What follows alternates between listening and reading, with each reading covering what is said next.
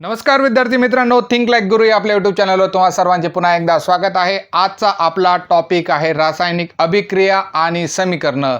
सर्वात जास्त विचारला गेलेला टॉपिक आणि सर्वात महत्त्वाचा टॉपिक आणि कमेंट बॉक्समध्ये सर्वांनीच असं हैराण करून टाकलेलं आहे की सर रासायनिक अभिक्रिया आणि समीकरणं घ्या, रासायनिक अभिक्रिया आणि समीकरणं घ्या।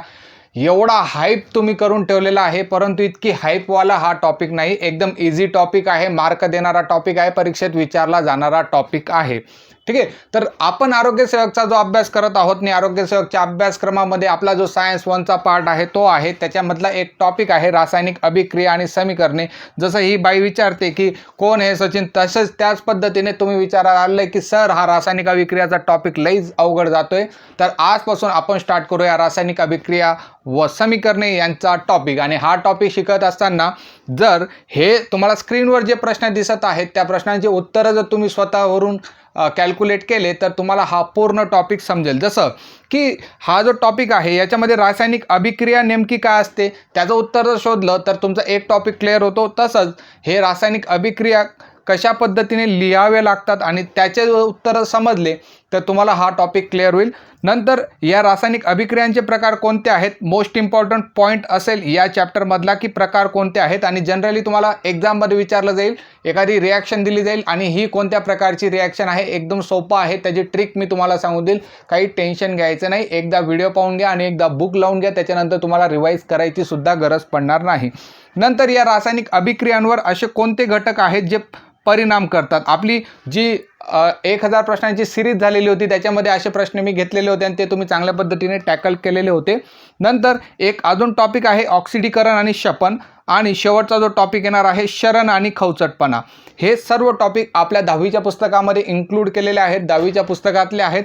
आणि या सर्व टॉपिकचे उत्तरं जर तुम्हाला भेटले तर तुम्ही चांगल्या पद्धतीने हे टॉपिक क्लिअर करू शकता। तर चला स्टार्ट करूया आपलं लेक्चर नंबर 1 जे रासायनिक अभिक्रिया आणि समीकरणाचं असेल। तर हे जे चॅप्टर आहे त्याला स्टार्ट करण्याआधी मी तुम्हाला काही गोष्टी क्लिअर करू इच्छितो। आपण हे जे चॅप्टर आहे ते येणार आहे रसायनशास्त्रामध्ये, आणि रसायनशास्त्रामध्ये एक गोष्ट लक्षात ठेवायची, 2 प्रकारचे बदल असतात। एक बदल जो असतो त्याला म्हटलं जातं भौतिक बदल, आणि जो दुसरा बदल असतो त्याला म्हटलं जातं रासायनिक बदल। मग या दोघांमध्ये अंतर काय असतं, तर पदार्थ जो असतो, समजा एखादा पदार्थ तुम्ही घेतलेला आहे आणि या पदार्थावर जर तुम्ही तापमानचा काही इफेक्ट केला किंवा तुम्ही त्याच्यावर दाब दिला तर तो जो पदार्थ आहे त्याची जर अवस्था बदलली तर त्या बदलाला भौतिक बदल असं म्हटलं जातं। मी तुम्हाला एक्झाम्पल देतो की कशा पद्धतीने पदार्थाची अवस्था बदलणार आहे। समजा तुम्ही काय केलं, एक आईस घेतला, आईस म्हणजे तुम्ही बर्फ घेतला आणि या बर्फावर काय केलं, तापमान याचं वाढवलं। या बर्फाचं जर तापमान तुम्ही वाढवलं तर काय होतं, बर्फाचं तापमान वाढवल्यानंतर तो पाण्यामध्ये रूपांतरित होतो। ओके, नंतर या पाण्याचं जर तुम्ही तापमान वाढवलं तर तो कशामध्ये रूपांतर होतो, त्याचं रूपांतर वाफेत होतं। तर याच्यात तुम्ही काय करत आहात, तुम्ही त्या पदार्थाचं तापमान वाढवत आहात। तापमान वाढवल्यामुळे बर्फाचं रूपांतर जे आहे ते पाण्यात झालेलं आहे आणि पाण्याचं रूपांतर जे आहे ते वाफेमध्ये झालेलं आहे। म्हणजे ही एक अवस्था होती ज्याला स्थायू अवस्था असं म्हटलं गेलं। नंतर ही जी अवस्था होती तिला द्रव अवस्था असं म्हटलं गेलं, आणि ही जी अवस्था होती तुमची तिला वायू अवस्था असं म्हटलं गेलं। आणि ह्या अवस्था कशामुळे बदललेल्या आहेत, तर त्या बदललेल्या आहेत कारण की तुम्ही तापमान त्याचं वाढवत होते। तर हा संपूर्ण जो बदल झालेला होता त्याला म्हटलं जातं, त्याला काय म्हटलं जातं, त्याला म्हटलं जाणार आहे भौतिक बदल। आणि एक गोष्ट याच्यात लक्षात ठेवायची, भौतिक बदल हे रिव्हर्सिबल असतात। रिव्हर्सिबलचा अर्थ असतो की जर तुम्ही वायूचं जर तापमान तुम्ही कमी केलं, म्हणजे वाफेचं जर तापमान तुम्ही कमी केलं तर त्याचं रूपांतर पाण्यामध्ये होतं। वाफेला जर थंड केलं तर पाण्यात रूपांतर होणार आहे। त्याच पद्धतीने पाण्याला जर थंड केलं, 0 डिग्री सेल्सिअसपर्यंत घेऊन गेले तर त्याचं रूपांतर कशात होणार आहे, बर्फात होणार आहे। म्हणजे एका अवस्थेपासून त्याची रूपांतर जे आहे ते दुसऱ्या अवस्थेत होतं। आणि त्याच पद्धतीने जर याच्यावरचे ते पॅरामीटर जर तुम्ही काढून घेतले, ते गुणधर्म जर काढून घेतले तर बीचं रूपांतर हे ए मध्ये होणार आहे। जसं बर्फाला तुम्ही गरम केल्यानंतर बर्फाचं रूपांतर पाण्यात झालेलं होतं, त्याच पद्धतीने पाण्याला जर तुम्ही थंड केलं तर त्याचं रूपांतर बर्फात होणार आहे आणि या प्रकारचे जे बदल असतात त्यांना म्हटलं जातं भौतिक बदल. ठीक आहे, तर ही झाली तुमची भौतिक बदलची कन्सेप्ट. पुस्तकात तुम्हाला विचारलेले आहेत की कोणकोणते भौतिक बदल आहेत आणि कोणते रासायनिक बदल आहेत. मग भौतिक बदलमध्ये दोन गोष्टींचा इफेक्ट होणार आहे, एक तर तापमान आणि एक दाब, ज्याला प्रेशर असं म्हटलं जातं. तापमानला इंग्लिशमध्ये टेम्परेचर असं म्हटलं जातं आणि दाबला इंग्लिशमध्ये म्हटलं जातं प्रेशर. जर तुम्ही एखाद्या पदार्थावर तापमान किंवा दाब यांचा प्रभाव तुम्ही त्या पदार्थावर टाकणार आहात तर त्याच्यामुळे काय बदलणार आहे, अवस्था बदलणार आहे. आणि अवस्था जी असते ती काय असते, रिव्हर्सिबल असते. म्हणजे एका अवस्थेपासून दुसऱ्या अवस्थेमध्ये ती जात असते. जर तुम्ही तापमान बदललं, बर्फाचं एक्झाम्पल घेतलं, बर्फाचं रूपांतर कशात झालं, पाण्यात झालं आणि पाण्याला जर थंड केलं तर त्याचं बर्फात रूपांतर होतं. म्हणजे ही पूर्ण जी प्रोसेस असते ती रिव्हर्सिबल असते. जर तुम्हाला हे भौतिक बदल समजले तर रासायनिक बदल याच्या विरुद्ध असतात. याच्याच जर तुम्हाला एखादं एक्झाम्पल दिलेलं असेल आणि त्याला विचारलं असेल की कोणता भौतिक बदल आहे, तर काही कंडिशनमध्ये या गोष्टी अप्लाय होतात, काही गोष्टींमध्ये या गोष्टी अप्लाय होतात. सगळ्याच ठिकाणी हे अप्लाय होईल असं काही नाही. ओके, मग आता एक्झाम्पल घेऊया की भौतिक बदल कोणकोणते असतील आणि रासायनिक बदल कोणकोणते असतील. त्याच्या आधी मी तुम्हाला एक गोष्ट सांगू इच्छितो की भौतिक बदलमध्ये काय होणार आहे. भौतिक बदलमध्ये त्याचं जे रासायनिक सूत्र आहे, त्या पर्टिक्युलर पदार्थाचं रासायनिक सूत्र जे असतं ते बदलणार नाही, परंतु रासायनिक बदलमध्ये रासायनिक सूत्र त्याचं बदलून जाणार आहे. आता बर्फ जो होता त्याचं रासायनिक सूत्र काय असतं, H2O, ज्याला वॉटर म्हटलं जातं. बर्फ कसाही असो, त्याला बर्फानंतर असा कॉम्प्रेस तुम्ही काही करणार नाहीत, तर बर्फाचं सूत्रसुद्धा H2Oच आहे. पाणी जे आहे, पाण्याचं सूत्र काय असतं, पाण्याचं सूत्र पण H2Oच आहे.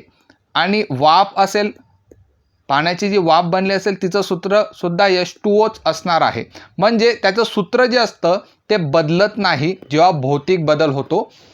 जेव्हा रासायनिक बदल होतो तेव्हा सूत्र हे बदललेले असतात. आपण पुढे चॅप्टरमध्ये पाहूया की रासायनिक बदलमध्ये कशा पद्धतीने सूत्र बदलतात. ठीक आहे, भौतिक बदलची ही सुद्धा एक प्रॉपर्टी आहे की केमिकल कंपोजिशन, ज्याला मराठीमध्ये रासायनिक जे सूत्र आहे ते बदलणार नाही. केमिकल कंपोजिशन तुमचं भौतिक बदलमध्ये बदलत नाही. ठीक आहे, हा एक महत्त्वाचा मुद्दा इथं उपस्थित होतो की भौतिक बदल कसा ओळखायचा.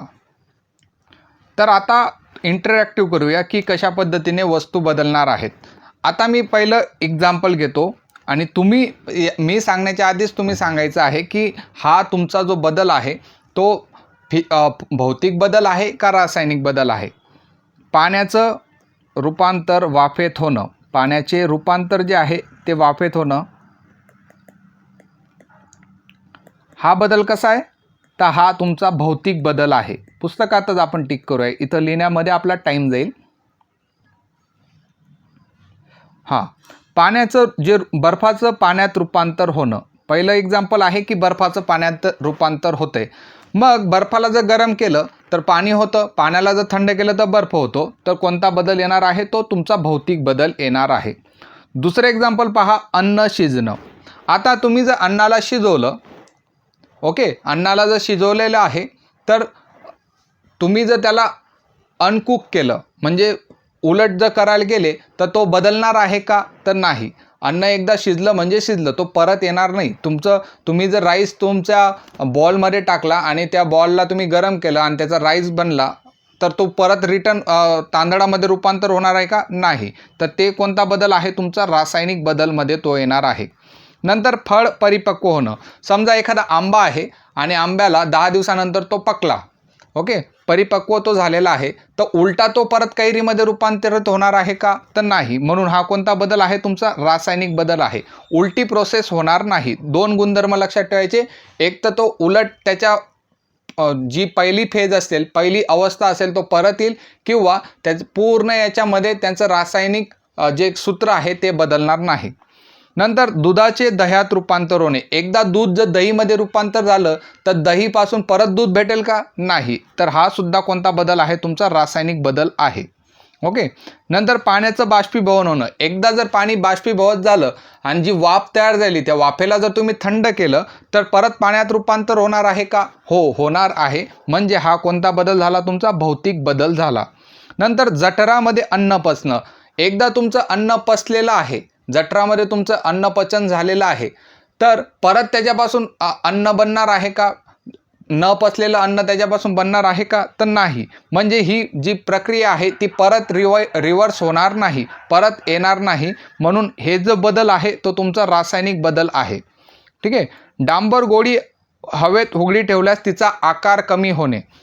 आता याच्यामध्ये काही बुकमध्ये याचं जे उत्तर आहे आणि त्यांचं लॉजिक जे आहे ते वेगळं आहे आणि काही बुकमध्ये यांचं लॉजिक वेगळं आहे. जे आपलं नवनीतचं बुक आहे किंवा गाईड आहे त्याच्यामध्ये हा जो बदल दिलेला आहे तो रासायनिक बदलमध्ये दिलेला आहे. परंतु एकदा जर डांबर गोळी हवेत ठेवली आणि तिचा आकार कमी होतो, याच्यामध्ये त्या पूर्ण प्रोसेसमध्ये कंपोजिशन चेंज होत नाही. एक गोष्ट लक्षात ठेवा, त्याचं रासायनिक सूत्र याच्यात चेंज होत नाही. आपण स्टँडर्ड बुकनुसार जाऊया. हा रासायनिक बदल आहे. आणि इथं तुम्हाला एक गोष्ट क्लिअर करतो. तुम्हाला प्रश्न अशा पद्धतीने विचारू शकतात की ज्या पद्धतीने स्थायू पदार्थ असतो त्याला जर तुम्ही गरम केलं तर त्याचं रूपांतर कशात होतं? द्रवात होतं. आणि द्रव पदार्थाला जर तुम्ही गरम केलं त्याचं रूपांतर हे वायूमध्ये होतं.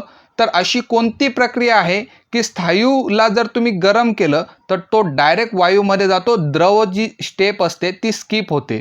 ज्या पद्धतीने समजा बर्फ आहे, बर्फाला गरम केल्यानंतर पाणी होतं, पाण्याला जर गरम केलं तर त्याचे वाफेत रूपांतर होतं. परंतु एक अशी प्रक्रिया आहे जिच्यामध्ये तुमचा जो स्थायू असेल, म्हणजे ती स्थायू जी अवस्था असेल तिचं रूपांतर डायरेक्ट वायूमध्ये होतं. तिला म्हटलं जातं संप्लवन. संप्लवनची प्रक्रियेमध्ये डायरेक्ट स्थायूपासून वायू होतो, वायूपासून डायरेक्ट स्थायू होतो, द्रव होत नाही. तर हे काय आहे? डांबर गोळ्या ज्या असतात ते तुम्ही पाहिलं असेल. कुठं असतात डांबर गोळ्या? डांबर गोळ्या आपण जनरली कपाटात ठेवतो, शूजमध्ये ठेवतो का? कारण की जो घाण वास येतो त्या वासेला टाळण्यासाठी आपण डांबर गोळ्या ह्या घरामध्ये यूज करत असतो. आणि डांबर गोळ्या ह्या अशा असतात, स्थायू अवस्थेत असतात आणि त्यांचं जे रूपांतर आहे ते डायरेक्ट वायूमध्ये होतं, त्यांना द्रव अवस्था भेटत नाही. तर तिथं कोणती प्रोसेस होणार आहे? संप्लवन त्या प्रोसेसला म्हटलं जातं. आणि हा जो बदल आहे तो कोणता बदल आहे? तो रासायनिक बदल आहे. परंतु इथं सुद्धा थोडासा फॉल्ट आहे. तो फॉल्ट असा आहे की याच्यामध्ये केमिकल कंपोजिशन जे आहे, रासायनिक सूत्र जे आहे ते बदलत नाही. ठीक आहे. नंतर शहाबादी फरचीवर कडप्प्यावर लिंबाच्या रसाचे डाग पडणे. ठीक आहे. मग एकदा डाग पडल्यानंतर इथं सुद्धा हा जो बदल येणार आहे तो तुमचा रासायनिक बदलमध्ये येणार आहे. कारण की एकदा लिंबाचे डाग पडले तर तो परत रिटर्न जाणार नाही. ओके. तिथं रिॲक्शन झालेली असेल आणि रासायनिक गुणधर्म तिथं बदललेले असतील. नंतर उंचीवरून पडून काचेची वस्तू फुटणे. जर समजा मी एखादा काचेचा ग्लास घेतला आणि त्या ग्लासला खाली जमिनीवर सोडला तर तो ग्लास जो आहे तो फुटलेला आहे. परंतु असं रिव्हर्स होऊ शकतं का की फुटलेल्या काचेपासून तुमचा वेगळा असा मस्त ग्लास बनून गेला? तर नाही, ही रिव्हर्स होणार नाही. म्हणून उंचीवरून पडून काचेची वस्तू फुटणे हे जे एक्झाम्पल आहे ते सुद्धा रासायनिक बदलमध्ये येणार आहे. ओके. मग इथून प्रश्न तुमचा फॉर्म होऊ शकतो. याच्यामधून मी प्रश्नसुद्धा फॉर्म केलेले आहेत. टेस्ट सिरीजमध्ये सुद्धा प्रश्न टाकलेले आहेत की खालीलपैकी तुम्हाला 4 ऑप्शन देतील आणि विचारतील खालीलपैकी कोणता बदल हा भौतिक बदल आहे किंवा भौतिक बदल नाही. तर या गोष्टी तुम्हाला लक्षात ठेवायच्या आहेत. 2च ट्रिक आहेत. एक तर पाहून घ्यायचं रिव्हर्स होतं आहे का, आणि दुसरं पाहून घ्यायचं की केमिकल कंपोजिशन चेंज होत आहे का. आणि हा 7वा नंबर लक्षात ठेवायचा आहे. ही संप्लवनची प्रक्रिया आहे. स्थायूमधून रूपांतर वायूमध्ये होतं आणि मोस्ट ऑफ द एक्झाममध्ये हा प्रश्न विचारला जातो की अशी कोणती प्रक्रिया आहे की स्थायूचं रूपांतर डायरेक्ट वायूमध्ये होतं. ओके. आता आपण पाहूया की केमिकल रिॲक्शन कशा पद्धतीने असतात. तर मित्रांनो, रासायनिक जे समीकरण आहेत ते शिकवण्याआधी मी तुम्हाला एक एक्झाम्पल घेऊन दाखवतो. पहिलं समजा माझ्याकडे असा एक कोळसा पडलेला आहे. ओके. असा एक कोळसा पडलेला आहे आणि कोळसा कशापासून बनतो? तर सर्वांना माहीत आहे की कोळसा जो आहे तो कार्बनपासून बनतो. ओके. आता या कोळस्याला मी काय केलं? या कोळस्याला मी लावून दिली आग. अशा पद्धतीची आग लावून दिलेली आहे. मग हा जो कोळसा आहे तो जेव्हा तुम्ही जाळला तेव्हा तुमच्या आजूबाजूच्या परिसरामध्ये जी हवा आहे तिच्यामध्ये कोण असतो? ऑक्सिजन असतो. हा जो ऑक्सिजन आहे या कोळशाबरोबर रिॲक्शन करेल. ओके, आणि रिॲक्शन केल्यानंतर तुम्हाला माहीत आहे की कोळसा जेव्हा हवेत जाळला जातो तेव्हा हा कार्बन आणि हा ऑक्सिजन आहे तो कंबाईन होतो, तो एकमेकांसोबत बंध निर्माण करतो आणि त्याच्यापासून काय बनतं, कार्बन डायऑक्साईड. ठीक आहे, तर ही एक रासायनिक अभिक्रिया झाली की काय केलं आपण, कार्बनला हवेत जर जाळला, हवेमध्ये कोण होता, ऑक्सिजन होता, आणि हा जो कार्बन आहे आणि हा जो ऑक्सिजन आहे तो कंबाईन झाला आणि काय बनला, कार्बन डायऑक्साईड. त्याच पद्धतीने रासायनिक अभिक्रियामध्ये दोन मुख्य घटक असतात. तर ते मुख्य घटक कोणते, त्यांना म्हटलं जातं अभिक्रियाकारके आणि दुसरा जो घटक असतो त्याला म्हटलं जातं उत्पादिते. ज्याला इंग्लिशमध्ये अभिक्रियाकारकांना म्हटलं जातं रिॲक्टंट आणि उत्पादितांना म्हटलं जातं प्रोडक्ट. तर रिॲक्टंट कोण असतात, ज्या दोघांमध्ये काहीतरी अभिक्रिया घडणार आहे त्या दोघांना म्हटलं जातं अभिक्रियाकारके. इथं आपल्या एक्झाम्पलमध्ये दोन अभिक्रियाकारके होते, ते म्हणजे जो कोळसा होता त्याच्यामधला कार्बन आणि जो हवेत होता, हवेत कोण होता, ऑक्सिजन होता, तो आहे झाला तुमचा ऑक्सिजन. तर हे दोन काय होते, अभिक्रियाकारके होते, कारण की या दोघांमध्ये रिॲक्शन होणार आहे. मग या दोघांमध्ये रिॲक्शन झाल्यानंतर, या दोघांमध्ये रासायनिक अभिक्रिया झाल्यानंतर आपल्याला काय भेटत होता, कार्बन डायऑक्साईड. तर त्या कार्बन डायऑक्साईडला काय म्हटलं जातं, उत्पादिते असं म्हटलं जातं. मग ही पूर्ण जी प्रोसेस आहे ती म्हणजे तुमची रासायनिक अभिक्रियाची डेफिनेशन. तर रासायनिक अभिक्रियाची डेफिनेशन कशा पद्धतीने असेल, तर रासायनिक अभिक्रियेची डेफिनेशन आहे की रासायनिक अभिक्रियेमध्ये काय होते, दोन पदार्थ असतात, दोन किंवा दोनापेक्षा जास्तही असू शकतात, दोन पदार्थ असतात, त्या दोघांमध्ये काय होतं, त्या दोघांमधले बंध हे तुटतात आणि एक नवीन बंध तयार होतो. इथं कार्बन आणि ऑक्सिजन या दोघांमध्ये काहीतरी बंध निर्माण झाला आणि त्याच्यापासून कार्बन डायऑक्साईड भेटला. तर ही काय झाली तुमची क्रियाची डेफिनेशन, रासायनिक अभिक्रियेची ही डेफिनेशन झाली. मग आता आपण पाहूया की अभिक्रियाकारक काय असतात. तर अभिक्रियाकारक म्हणजे असे पदार्थ ज्याच्यामध्ये रासायनिक बदल घडत आहे त्यांना म्हटलं जातं अभिक्रियाकारके. पुस्तकात जी डेफिनेशन आहे ती आपण घेऊया. परंतु इथं काय झालं, कार्बन आणि ऑक्सिजन या दोघांमध्ये अभिक्रिया घडली, या दोघांमध्ये काय घडली, अभिक्रिया घडली, तर यांना म्हटलं जाईल अभिक्रियाकारके. ओके, आणि या दोन अभिक्रियाकारकांमध्ये जे बदल झाले आणि जो नवीन पदार्थ तयार होतो त्याला म्हटलं जातं उत्पादिते. आपल्या एक्झाम्पलमध्ये पहा, इथं कार्बन आणि ऑक्सिजन हा अभिक्रियाकारके होता आणि या दोघांमध्ये बंध निर्माण झाले. कोणते बंध निर्माण झालेले आहे, बंध यांना इंग्लिशमध्ये बॉन्ड असं म्हटलं जातं. आपण कोव्हॅलंट बॉन्ड जसा पाहिलेला होता त्याच पद्धतीने या दोघांमध्ये सुद्धा बॉन्ड निर्माण होणार आहे. वेगवेगळ्या पद्धतीचे बॉन्ड असतात. तर या दोघांमध्ये बॉन्ड निर्माण झाला आणि तुमचा एक कार्बन डायऑक्साईड हा नवीन पदार्थ तयार झालेला आहे. कार्बन डायऑक्साईड पूर्णतः वेगळा आहे, तो कार्बन आणि ऑक्सिजनच्या प्रॉपर्टीजपेक्षा वेगळा आहे. ऑक्सिजन आपल्याला आवडतो पण कार्बन डायऑक्साईड आपल्याला आवडत नाही. तर कार्बन डायऑक्साईड नवीन पदार्थ बनलेला आहे आणि या नवीन पदार्थाला म्हटलं जातं उत्पादिते, इंग्लिशमध्ये त्याला म्हटलं जातं प्रोडक्ट. ठीक आहे, तर ही झाली तुमची बेसिक कन्सेप्ट. आता ज्या पद्धतीने आपण गणितामध्ये इक्वेशन लिहितो, जसं a² + b² + 3ab, किंवा तुम्ही गणितामध्ये पाहिलं असेल x + y = 2, x - y = 4, अशा पद्धतीचे तुम्ही इक्वेशन लिहितात, अशा पद्धतीचे समीकरण लिहितात. मग आता मी प्रत्येक वेळेस जेव्हा अभिक्रिया होईल असं लिहित बसेल का, इथं एक कार्बन आहे, इथं एक ऑक्सिजन आहे आणि इथं एक ऑक्सिजन आहे, कार्बन डायऑक्साईड, हे चांगलं दिसेल का, तर नाही. मग रसायनशास्त्रज्ञांनी काय केलं की आपल्याला या गोष्टी चांगल्या पद्धतीने मांडायच्या आहेत, जे कोणीही वाचू शकेल. समजा आता मी तुम्हाला शिकवतोय त्या पद्धतीने मी इथं ऑक्सिजन लिहिला, इथं कार्बन लिहिला, इथं CO2 लिहून दिला, अशा पद्धतीने लिहिणार का, नाही. मग त्या सर्व गोष्टींना काहीतरी नियम दिले गेले की कशा पद्धतीने आपल्याला अभिक्रिया लिहायची आहे. मग ते तुमच्या पुस्तकात आले लेखनाचे नियम, आणि लेखनाचे जे नियम आहेत ते जनरली विचारले जातात. काय विचारलं जातं, एखादा नियम दिलेला असेल आणि तो कशा पद्धतीने कोणते स्टेटमेंट तुमचे रॉंग आहेत अशा पद्धतीचा विचारला जातो. एकदम सोपे नियम आहेत, ते मी तुम्हाला सांगतो.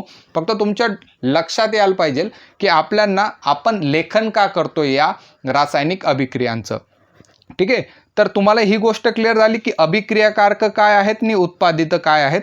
आता आपण पाहूया की रासायनिक अभिक्रिया लिहिण्याचे वेगवेगळे नियम कशा पद्धतीने असतील. त्याच्या आधी आपण एक एक्सपेरिमेंट पाहूया. तर मग आपला प्रयोग कशा पद्धतीचा आहे. मी काय केलेलं आहे, एक बिकर घेतलेलं आहे ज्याला आपण मराठीमध्ये चंचू पात्र म्हणतो. या चंचू पात्रात काय केलं, एक कॉपर सल्फेटचं द्रावण घेतलं. कॉपर सल्फेट काय असतो, एक प्रकारचा ब्लू कलरचा क्रिस्टल असतात, त्यांचे ब्लू कलरची पावडर्सच्या स्वरूपात तुम्हाला दिसला असेल. ज्यांचं रसायनशास्त्र झालेलं असेल त्यांनी ऐकलंच असेल. तर ब्लू कलरची अशी मस्त पावडर असते. तिला काय करायचं, तिला पाण्यात टाकायचं. पाण्यात टाकल्यानंतर ते हे जे दिसतंय तुम्हाला असे ब्ल्यू कलरचं ते पाणी बनणार आहे. त्याचं कॉपर सल्फेटचं सोल्युशन बनणार आहे. पाणीने कॉपर सल्फेटचं ते सोल्युशन बनणार आहे.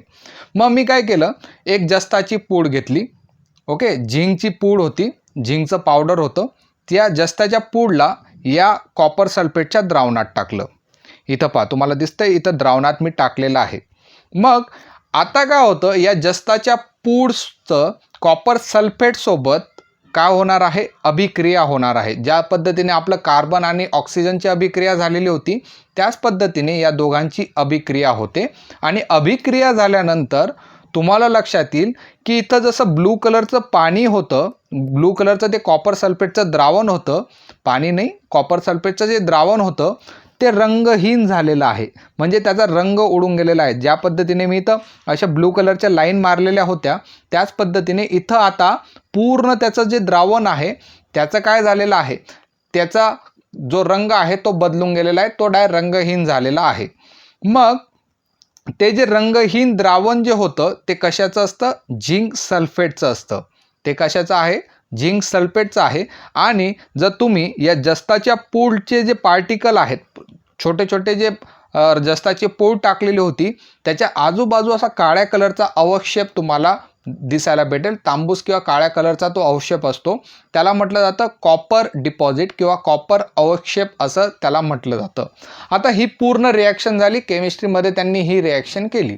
ओके, मग आता या रिॲक्शनला ही जी तुमची अभिक्रिया झालेली आहे या अभिक्रियेला लिहायचं कसं, तर लिहिण्याच्या दोन पद्धती आहेत. तर कशा त्या दोन पद्धती आहेत ते मी तुम्हाला सांगतो. तर आता आपण पहिली जी मेथड आहे की वरची जी रिॲक्शन झालेली आहे, वरचं जे पूर्ण प्रोसेस झालेली आहे तिला मला काहीतरी लिहायचं आहे आणि ती मी आता कशा पद्धतीने लिहू. तर मी काय केलं होतं, कॉपर सल्फेटचं जलीय द्रावण घेतलं होतं. जलीय द्रावणचा अर्थ काय असतो, तर जलीय द्रावणचा अर्थ असतो की मी कॉपर सल्फेटला पाण्यात टाकलेलं होतं आणि त्याचं जलीय म्हणजे त्या जलमध्ये त्याचं द्रावण केलेलं होतं. ठीक आहे, मी डायरेक्ट कॉपर सल्फेट जे होतं ते डायरेक्ट घेतलेलं नव्हतं, त्याला पाण्यात टाकून त्याला मिक्स केलेलं होतं आणि ते झालं त्याचं कॉपर सल्फेटचं जलीय द्रावण. मग त्या कॉपर सल्फेटच्या जलीय द्रावणामध्ये मी काय टाकत होतो, तर जस्ताची पूड मी त्याच्यात घालत होतो. जस्ताची जी भुकटी होती ती मी त्याच्यात टाकत होतो. ठीक आहे, मग या दोघांमध्ये काय झाली, या दोघांमध्ये झाली रिॲक्शन.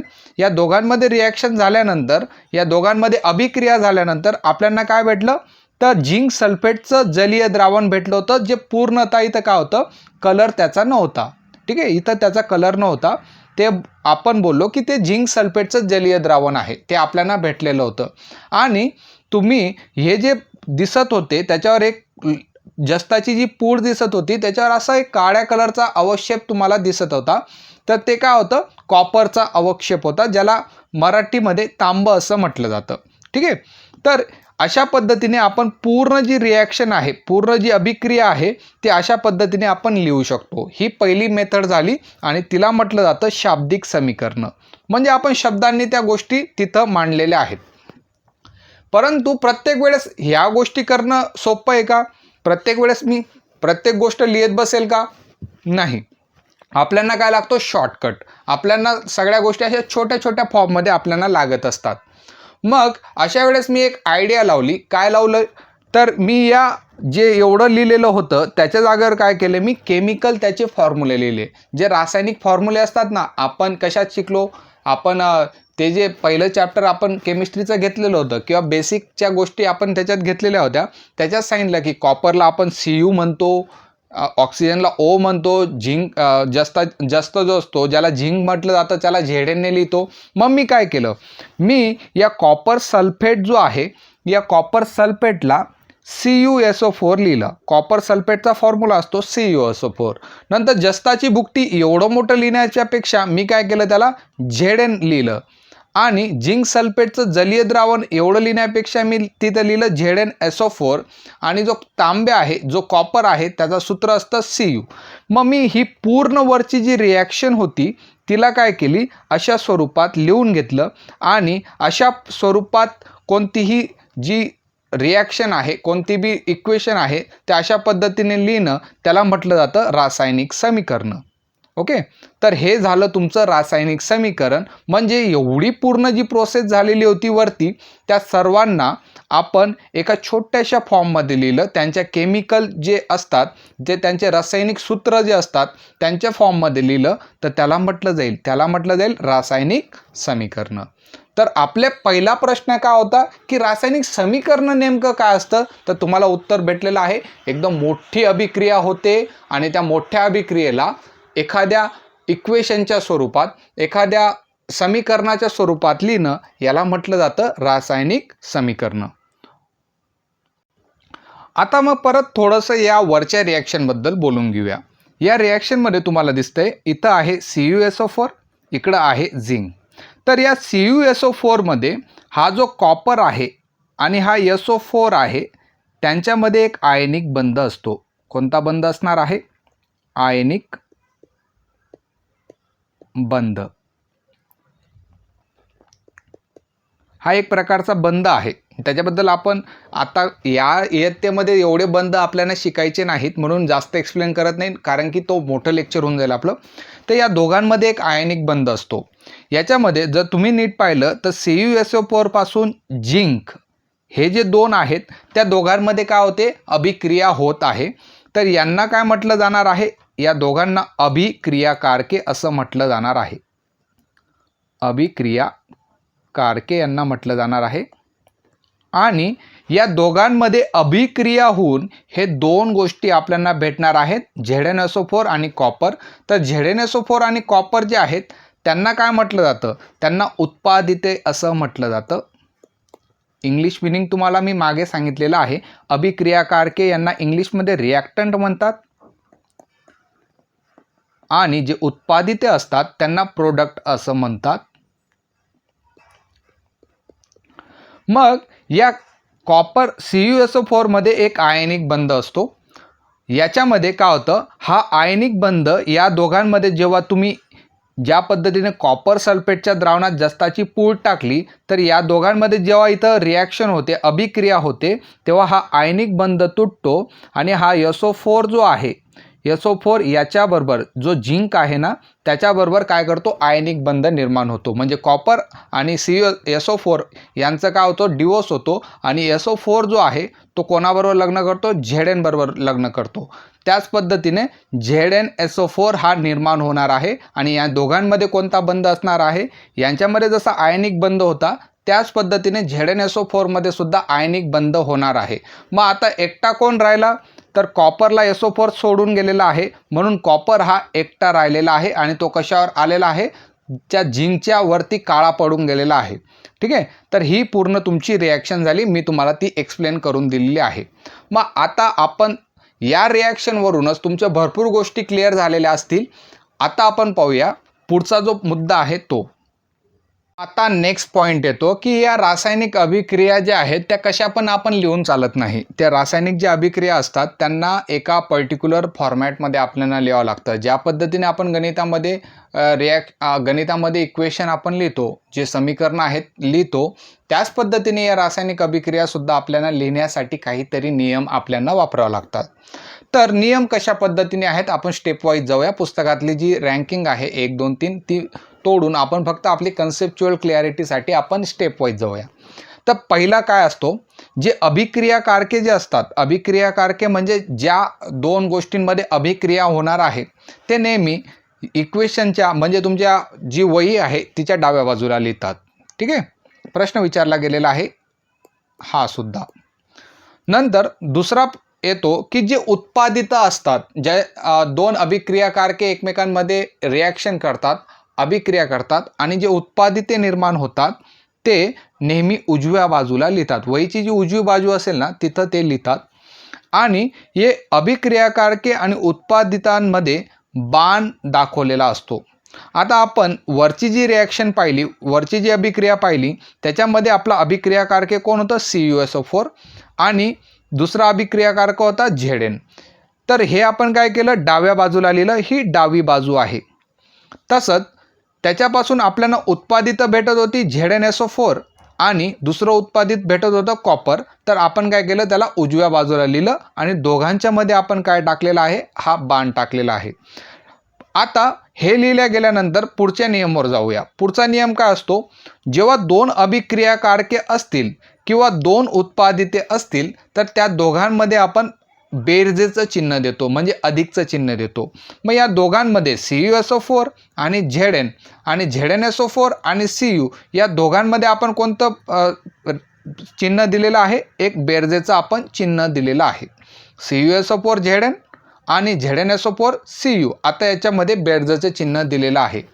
मग आता शास्त्रज्ञ काय बोलले? याला आपण थोडंसं अजून डीपली करूया, म्हणजे याला थोडंसं चांगल्या पद्धतीने हे आपल्याला माहिती देईल, म्हणून अजून एक नियम लावूया. तर पुढचा जो नियम होता तो काय होता की या रिॲक्शनमध्ये, ही पूर्ण अभिक्रियेमध्ये काय करायचं आहे? ज्या भौतिक अवस्था आहेत त्या सुद्धा नमूद करायच्या आहेत. तर भौतिक अवस्था कोणकोणत्या असतात? पहिली असते भौतिक अवस्था स्थायू अवस्था. जी स्थायू अवस्था असते तिला सॉलिड स्टेट असं म्हणतात. मग काय करायचं? या रिॲक्शनमध्ये जे जे सॉलिड आहेत त्यांच्यासाठी एक छोटासा यस वापरायचा, यस फॉर सॉलिड. नंतर ज्या पदार्थांची अवस्था, जे पदार्थ तुम्ही वापरलेले आहेत त्या पदार्थांची अवस्था जर द्रव असेल, द्रव म्हणजे लिक्विड स्टेट असेल, तर त्याच्यासाठी तुम्ही यल हा शब्द वापरावा.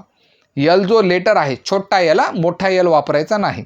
जर पदार्थाची अवस्था वायू असेल तर त्याच्यासाठी जी वापरावा. जी का वापरला? तर जी म्हणजे गॅसियस स्टेट. गॅसियस स्टेट म्हणजे जी वापरतात. किंवा ते जर तुमचा गॅस बाहेर पडत असेल, वायू असेल रिॲक्शनमध्ये बाहेर पडत असेल, तर त्याच्यासाठी हा वरचा असा वरती तोंड करणारा ॲरो तुम्ही दाखवू शकता. ठीक आहे.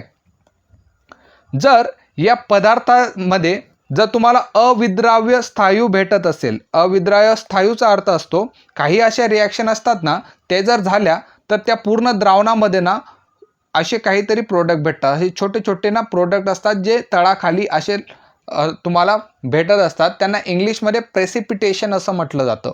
तर अविद्राव्य स्थायू जर असतील तर त्यांना अशा पद्धतीने खालचा ॲरोने दाखवतात, कारण की ते काय असतात? तळाला ते गेलेले असतात. म्हणजे तुमचं चंचू पात्राच्या तळाला ते तुम्हाला दिसणार आहेत. त्याला म्हटलं जातं अविद्राव्य स्थायू आणि ते तुम्ही अशा खालच्या ॲरोने दाखवू शकतात. नंतर जर तुमच्या पूर्ण रिॲक्शनमध्ये जलीय द्रावण जर बनलं असेल, जलीय द्रावण म्हणजे काय? आपण कॉपर सल्फेटला काय करत होतो? पाण्यात टाकत होतो. एखादा तुमचा पदार्थ असेल आणि जर तुम्ही त्याला पाण्याचं द्रावण बनवलं तर त्याला जलीय द्रावण म्हणतात आणि त्याला ॲक्वियस सोल्युशन असं म्हणतात.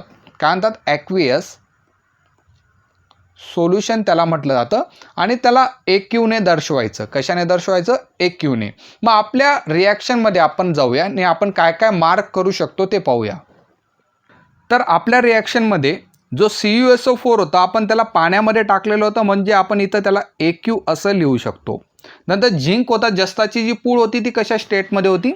ती होती तुमची सॉलिड स्टेटमध्ये, म्हणून त्याला आपण यस लिहू शकतो, स्थायू अवस्थामध्ये होती. नंतर ZnSO4 हे सुद्धा पाण्यातच होतं, फक्त कलर बदललेला होता, म्हणून त्याला सुद्धा आपण AQ असं लिहू शकतो. आणि जो कॉपर होता, तो कॉपर तुम्हाला असा एक थर जमलेला दिसला होता, तो सॉलिड स्टेटमध्ये होता. सॉलिड स्टेट म्हणजे स्थायू अवस्थेमध्ये तो होता. मग अशा पद्धतीने आपण पाचव्या जो नियम आपण आत्ता वापरलेला आहे त्या नियमाचा वापर करून अशा पद्धतीने आपण या सर्व गोष्टी लिहू शकतो. ठीक आहे. मग आता पुढचा नियम पाहूया की पुढचा नियम कशा पद्धतीचा असेल.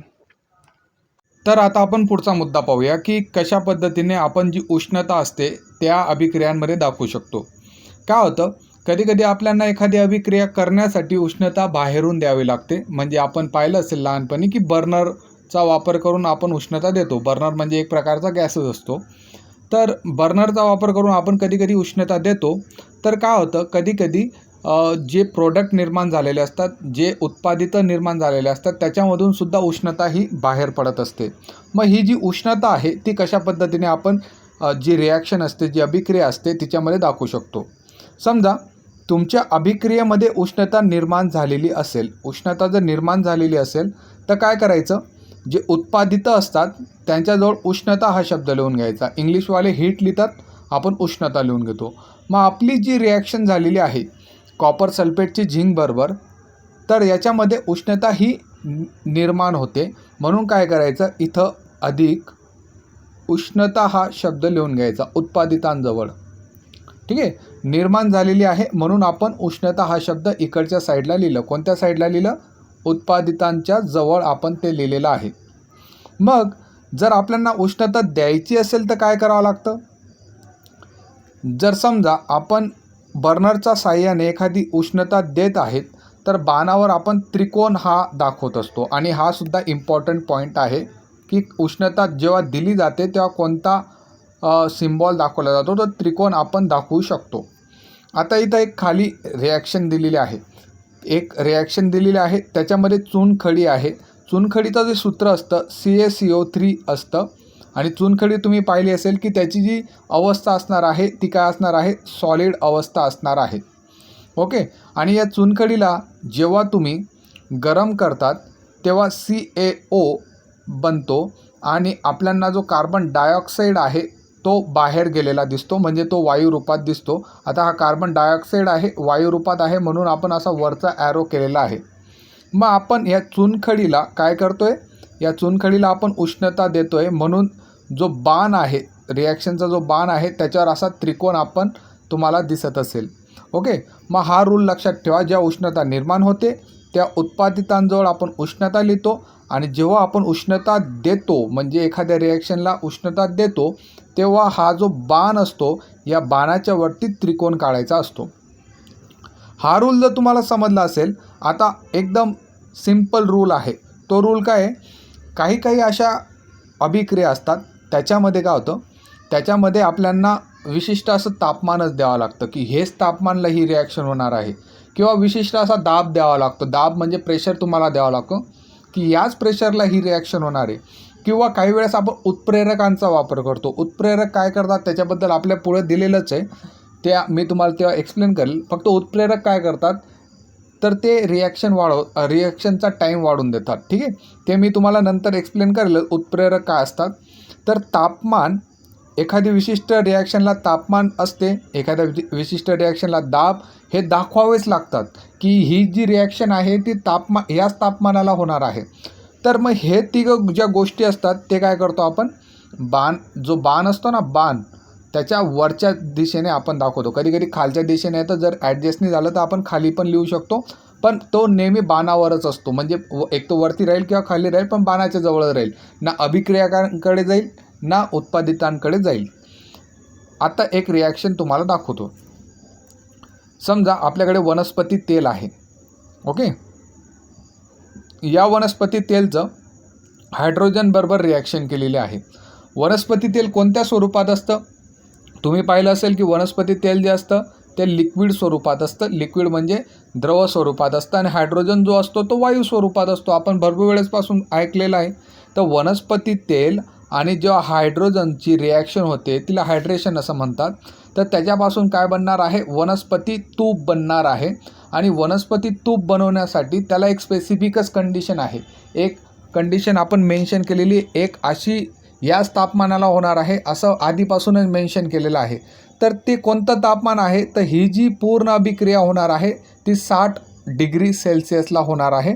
आणि तिला दाखवण्यासाठी आपण काय केलेलं आहे, बाण जो दिलेला आहे त्याच्या वरच्या साईडला ते लिहिलेलं आहे की 60 अंशाला ही रिॲक्शन होणार आहे.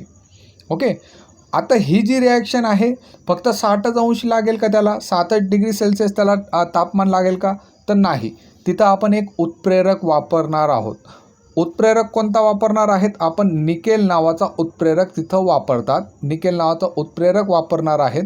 आणि निकेल नावाचा उत्प्रेरक आहे तो सुद्धा बाणाच्या, आता आपण खालच्या दिशेने लिहिलं आहे तर बाणाजवळच लिहितात त्याला. वरती जर आपण तापमान दिलेलं होतं त्याच्यामुळे आपण काय केलं, खाली बाणाच्या खाली त्याला लिहिलेलं आहे.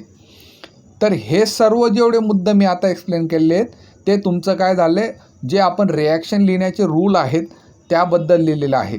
याच्यामध्ये ही गोष्ट तुम्हाला लक्षात ठेवायची आहे की वनस्पती तूपचं हायड्रेशन होत असताना कोणतं कॅटलिस्ट म्हणजे कोणतं उत्प्रेरक वापरतात, तर ते आहे निकेल उत्प्रेरक वापरतो. ही जी रिॲक्शन आहे ती किती अंशाला होते असा सुद्धा प्रश्न विचारला जाऊ शकतो. तर ते 60 अंशाला रिॲक्शन त्याची होत असते. ओके, तर बाकीचे सर्व मुद्दे एकदम सिंपल आहेत. हे सर्व रूल आपल्या पुस्तकात दिलेले आहेत, मोठं पेज दिलेलं आहे. ओके, तर आज आपण हे रूल पाहिलेले आहेत. पुढच्या लेक्चरमध्ये आपण पाहूया की वेगवेगळे रिॲक्शनचे टाईप कोणकोणते आहेत. तर आज पुरता एवढंच. पूर्ण लेक्चर पाहिल्याबद्दल धन्यवाद.